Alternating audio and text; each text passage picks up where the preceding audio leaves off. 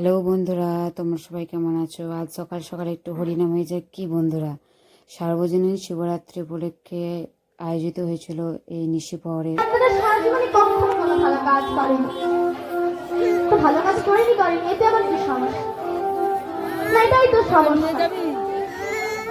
সারা জীবনে কখনো কোনো ভালো কাজ করেনি ঠিকই, কিন্তু একবার হরিবোল বলে হাত তুলেছে।